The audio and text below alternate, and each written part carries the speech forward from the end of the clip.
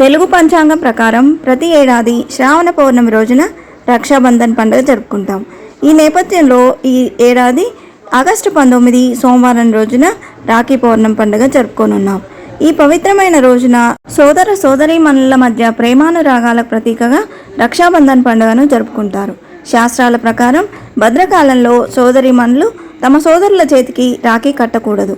భద్రకాలం ముగిసిన తర్వాతే రాఖీ కట్టాలి.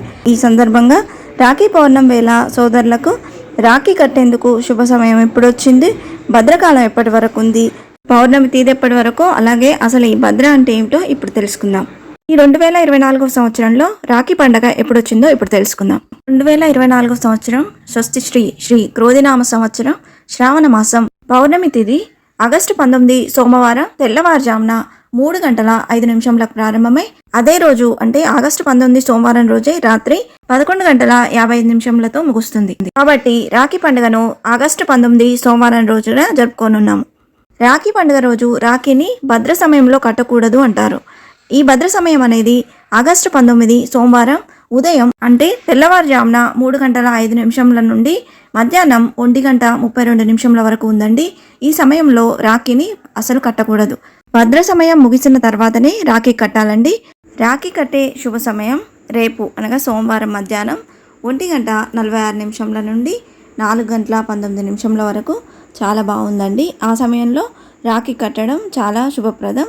అది వీలు కాని వారు రాత్రి 9:08 లోపు రాఖీ అనేది కట్టుకోవచ్చండి. శాస్త్రాల ప్రకారం భద్రకాలంలో ఎలాంటి శుభకార్యాలు జరుపుకోకూడదు. రక్షాబంధన్ రోజున భద్రకాలం ఉంటే రాఖీ కట్టుకోకూడదు. అసలు ఈ భద్రను ఎందుకు అశుభంగా భావిస్తారో ఇప్పుడు తెలుసుకుందాం. పురాణాల ప్రకారం సూర్యదేవుని కుమార్తె భద్ర రాక్షసులను నాశనం చేయడానికి జన్మించింది. తన పుట్టిన సమయంలోనే విశ్వం మొత్తాన్ని తన స్వరూపం మార్చుకోవడం ప్రారంభించింది. ఆ సమయంలో శుభకార్యాలు, యాగాలు, క్రతువులు ఎక్కడ జరిగినా అక్కడ ఇబ్బందులు తలెత్తుతాయి. ఈ కారణంగా భద్రకాలంలో ఎలాంటి శుభకార్యాలు జరగవు. వైదిక పంచాంగం ప్రకారం భద్ర 3 లోకాలలో అంటే స్వర్గం, పాతాళం, భూమిలో ఉంటుంది. అలాగే చంద్రుడు కర్కాటకం, సింహ, కుంభ, మీన రాశుల్లో ఉంటుంది. అందుకే ఈ కాలంలో ఎలాంటి పనులు చేపట్టినా విజయవంతంగా పూర్తి కావని చాలామంది నమ్ముతారు. ఇంతే ఫ్రెండ్స్, ఈ వీడియో మీకు నచ్చిందని ఆశిస్తున్నాను. ఇలాంటి ఇంట్రెస్టింగ్ వీడియోస్ కోసం please subscribe my channel and press the bell icon. అలాగే లైక్ చేయండి, షేర్ చేయండి. మీకు ఏమైనా సందేహం ఉంటే నా కామెంట్ బాక్స్లో పోస్ట్ చేయండి. Thanks for watching.